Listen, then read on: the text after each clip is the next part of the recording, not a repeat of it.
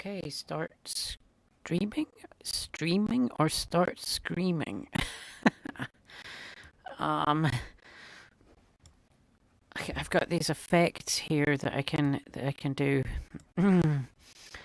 Oh boy, oh boy.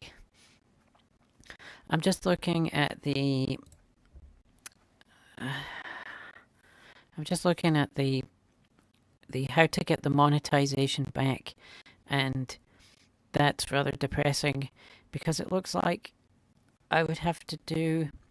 So I got the old calculator out. The calculator told me that if I did 3 hours of live streaming every day for a year, I would have 1,092 hours of streaming. But I need a minimum of in order to get your monetization back. And I had my monetization once, but it was taken away from me. No, but I didn't do anything wrong. They were just doing that. YouTube was doing that. So, in order to get the monetization back, I need to be at 3,000. Did I just say that? I don't know. 3,000 hours. If I live streamed 3 hours a day every day, I'd get to 1,092. So it's like they're making it very difficult.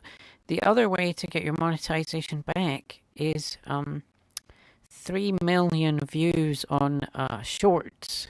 So if you had a short that went viral, then that would do it.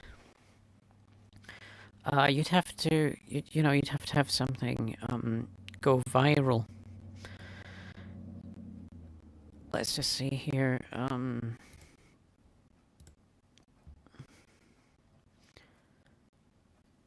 Is that gonna? Okay.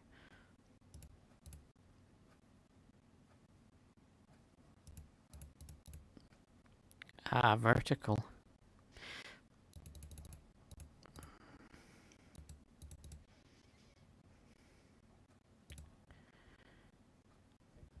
You can have it slowly moving to the left. Or to the right. You can move it to the right too.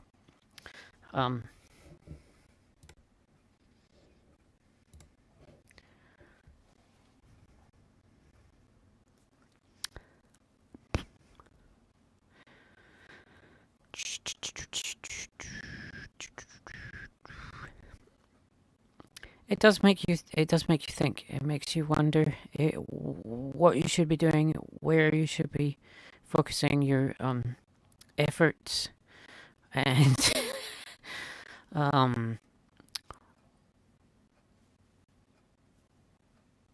you would have to.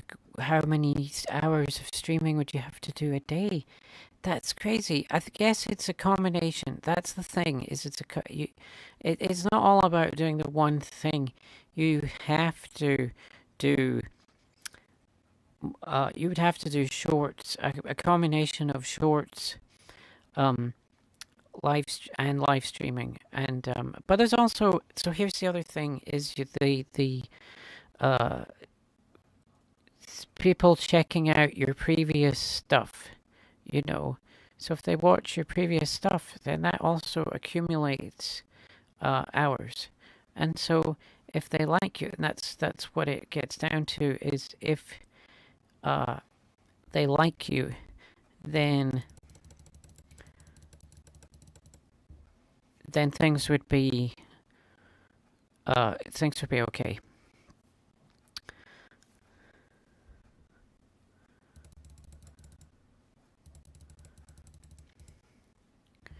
And what is happening in New Zealand with Peter Jackson? That's what I want to know.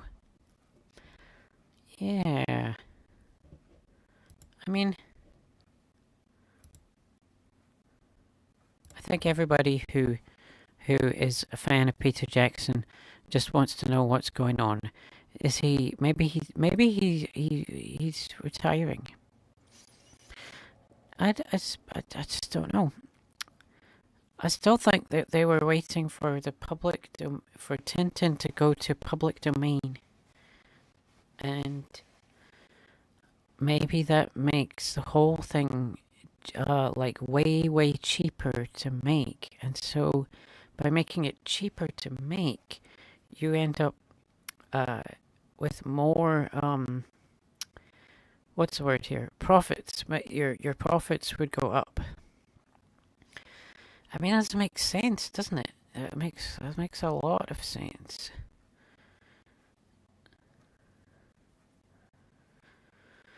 If only we knew somebody in the industry who could tell me. I mean, I did. I used to know somebody in the industry. They were quite high up too. Uh, yeah.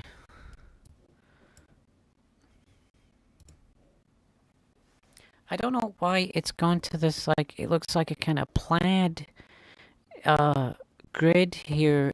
It wasn't doing that before. And why would it change to that now? Maybe it's only on my screen. You got the dither spread. Yeah.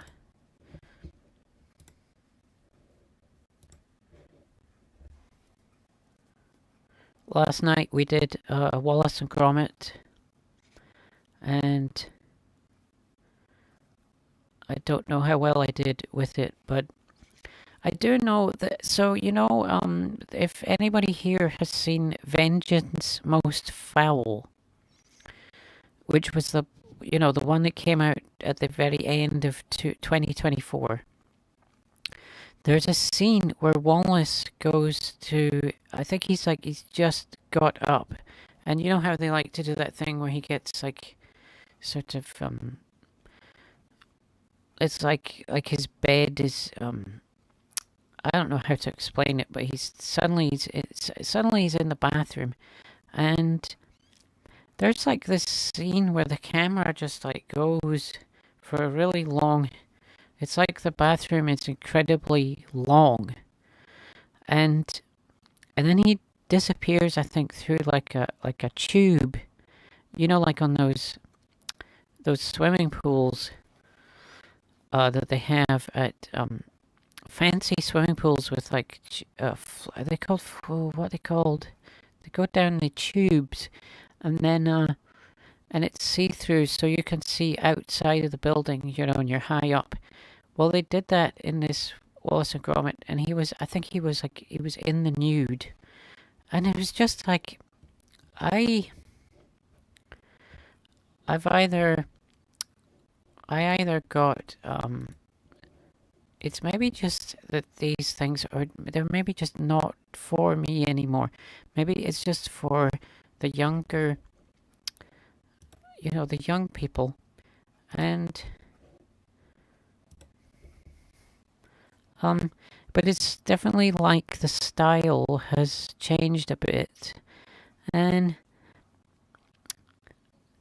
yeah.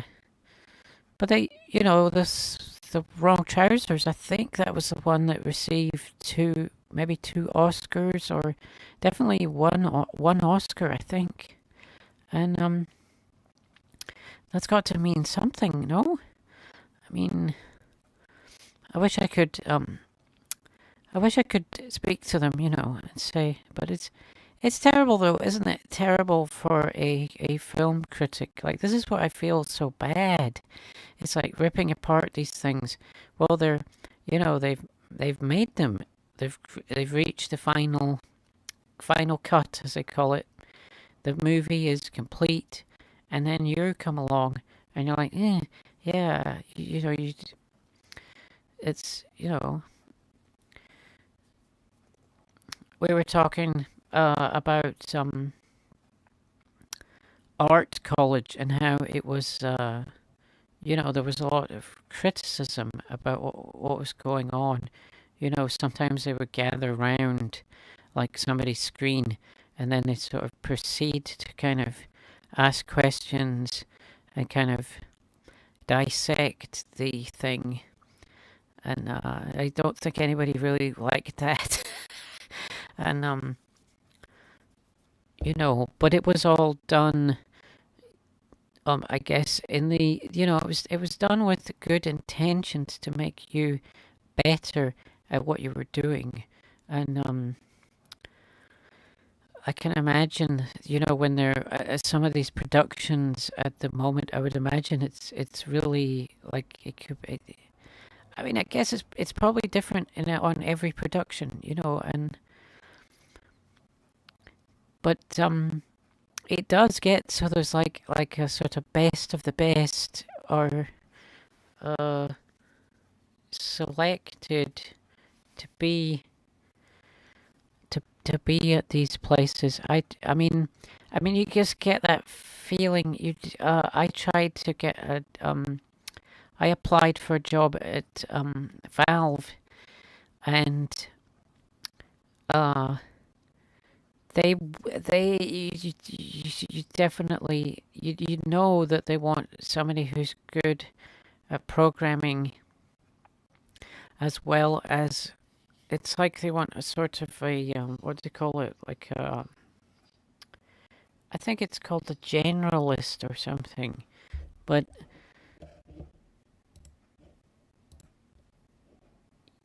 yeah, that's not going to be up to you're not going to be accepted just because you can draw and or maybe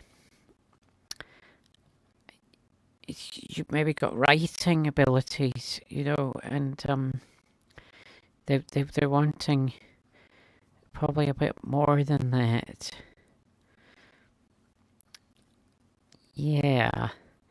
I mean, there's a lot of people on the planet, and so and if you had a company, and you had the option of like hiring, um, I guess it's hard. Hiring would be kind of. I guess you just got see what's in front of you and make your decisions. Um, I do know that with Peter Jackson, when he was hiring, or when he selected who he wanted in the cast, and he said he deliberately chose people who he reckoned were friendly and like I think he wanted everybody to get along, like good friendly people, and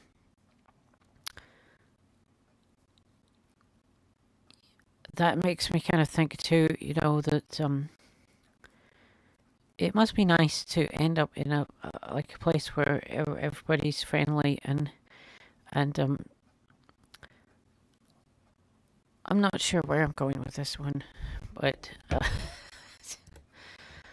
not sure what the final like statement is from me on this, but we do have some. What have we got here? I actually have it here. I have it here.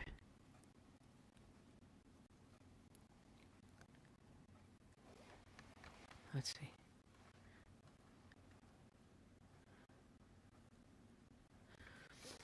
And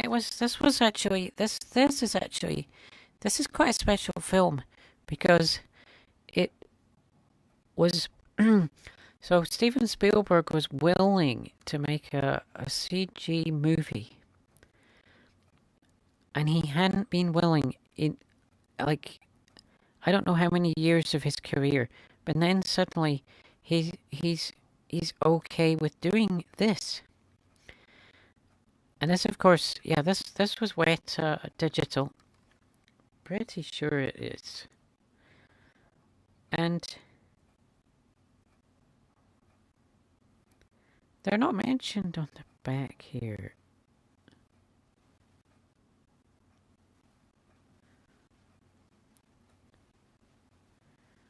It's weird.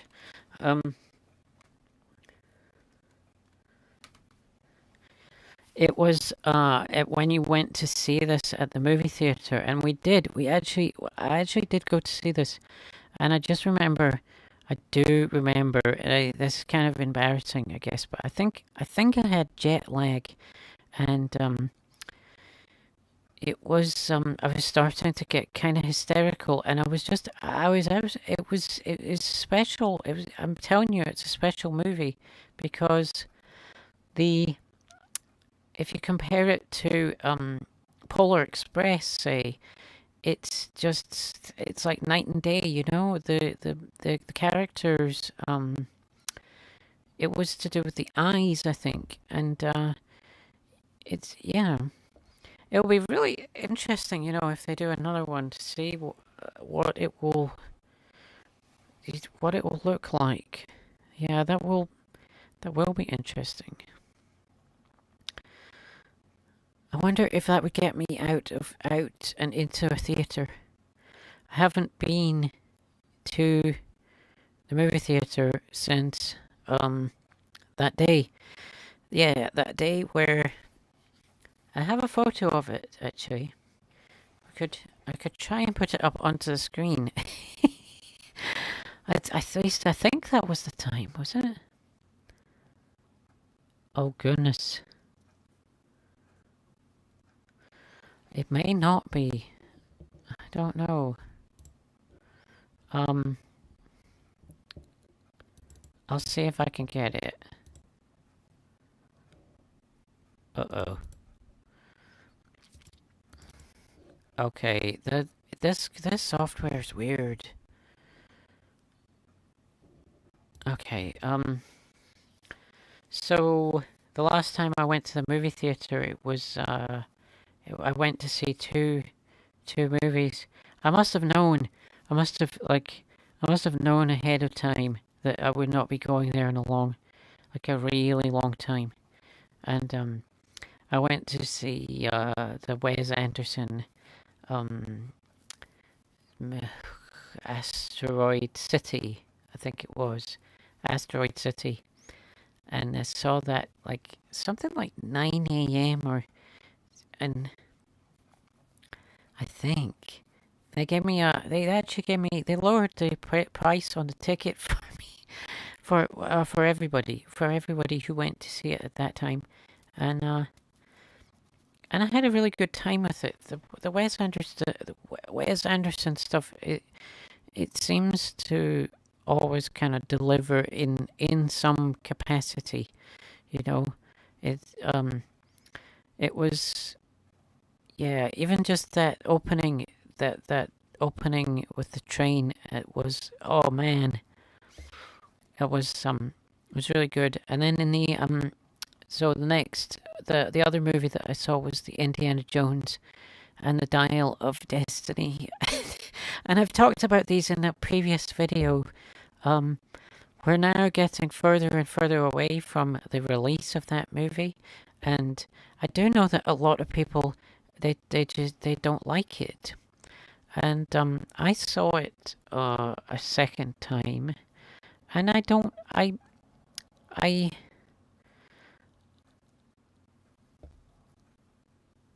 did I re like I'm always saying, I do like to reassess things, and I don't think I had really changed my stance on it. Stance? Yeah, I don't think I had really. I still think it's good. I think it's quite good. Is it? Is it great? Is it like? It's not. It's. I think I remember it being kind of serious, maybe like a little bit too serious with it. It's like the style. It's the style of it isn't. Um, it's not the same as the first three. You know. Uh, there are people saying that they think Kingdom of the Crystal Skull is better. And then there's people who believe the first half of Kingdom of the Crystal Skull is really good, but the second half is really bad.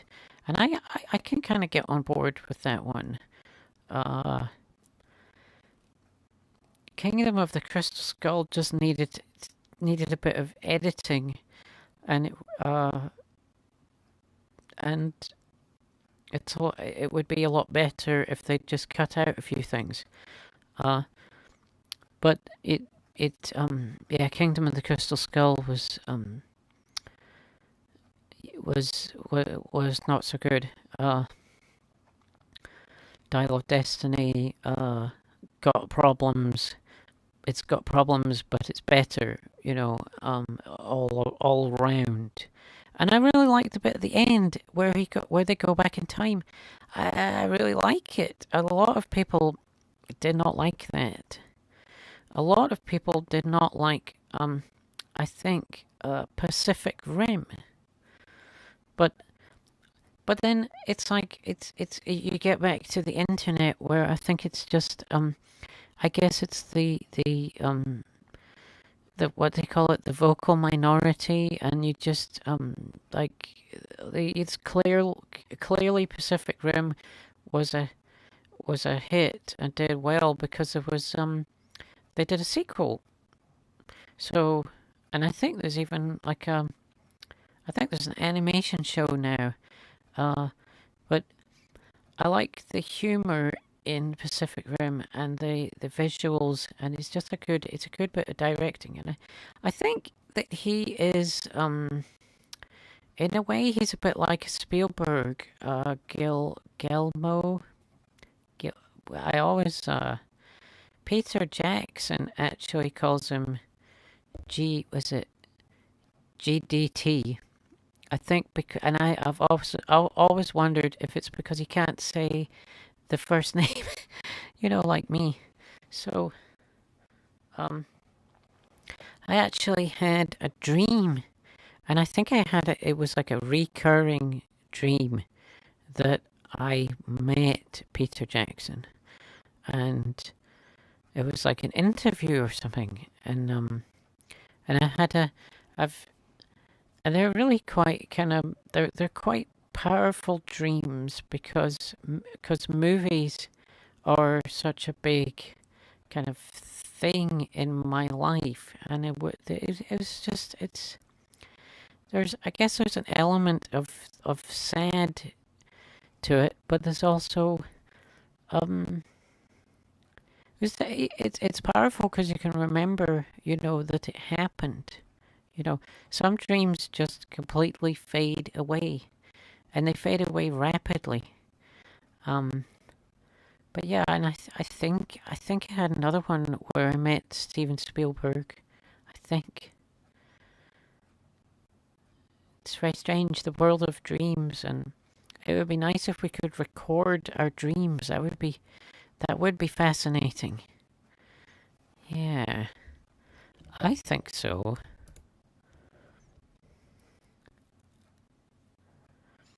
Chat room is bustling with there's about 100 people and no no there's nobody tonight, nobody. I think that oh goodness, so I've also got we've also I've hold on.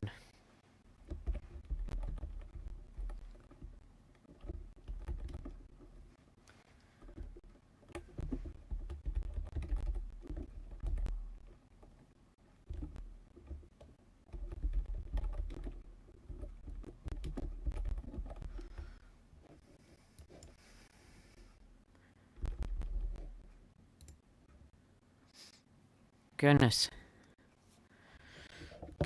me.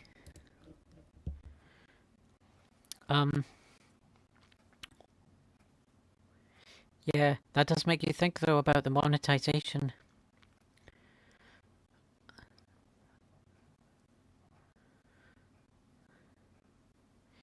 Yeah, there were a whole load of people at one point in time, and they're probably still doing it. Oh my hand is doing really weird things. So there was a moment in time, and I think it was a while ago, like 3 years back, maybe even longer, and people were just doing 3 hours of streaming, and and that's what it was, to get the public watch hours up, to keep alive, to keep the channel alive, to keep it to keep it from losing the monetization. Maybe they were, but I don't know how much money you get. I don't think I've heard stories, terrible stories, where you don't get much at all. You know, like you can have a video that's got like 2-3 million views, and I think somebody said that they got it's like, I don't want to say, because who knows whether this stuff is real or not. But I mean, I think it was. I think they said that they got like $50 or something for like a short that got 3 million views or something. But who knows? Yeah, who knows? I just did 3 shorts. It was a bit odd, really, because it was reviewing wind-up lanterns. I'm completely serious. It was they were wind-up lanterns. I actually always wanted to review them. Yeah, and I mean, they're they're like one of my favorite things, and I think like the future of wind-up lanterns is interesting.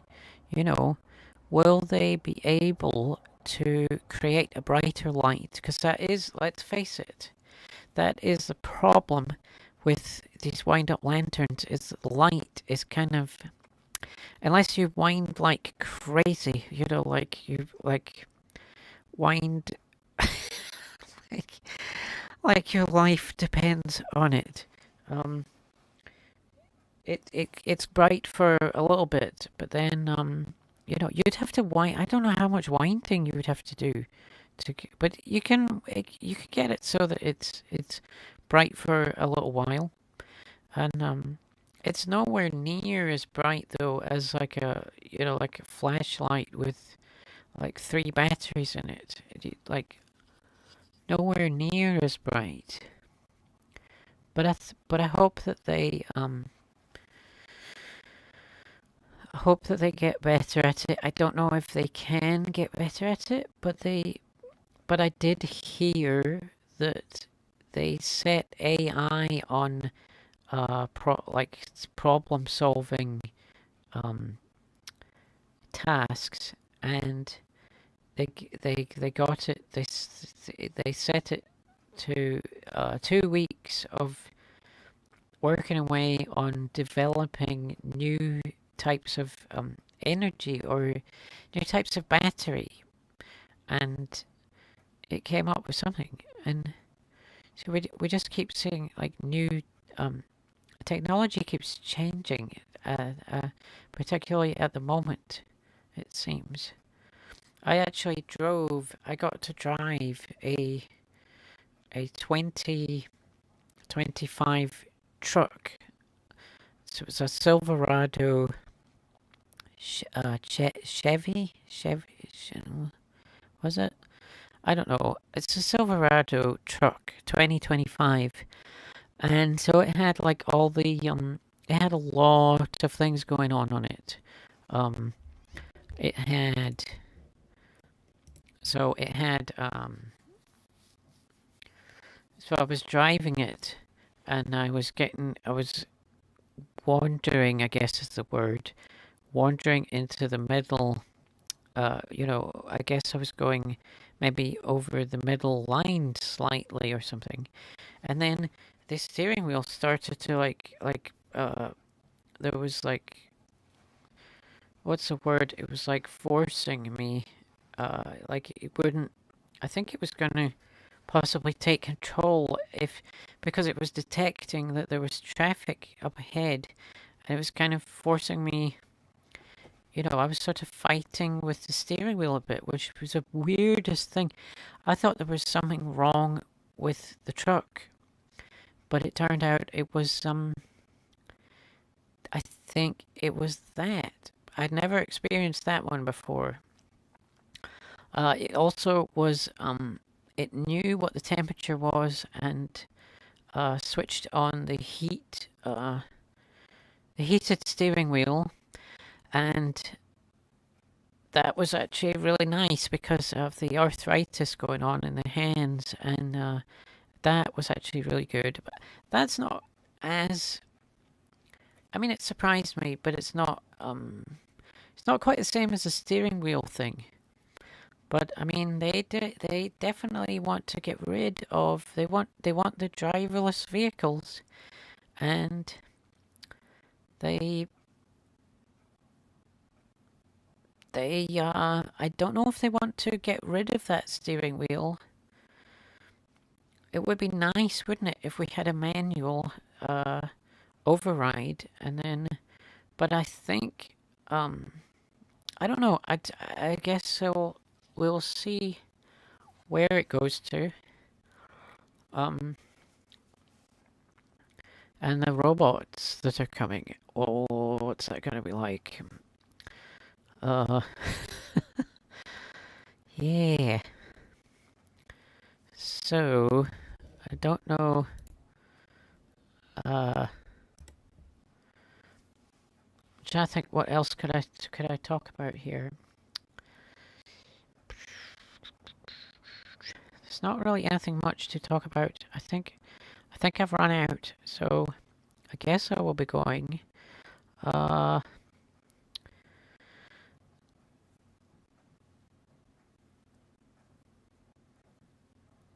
Okay. So that's it for the moment, and I will see you all in the next one. I hope the sound was a bit better. We are having some problems with the sound. I don't know what it is, but it's like there's a problem with it. Don't really know how to fix it.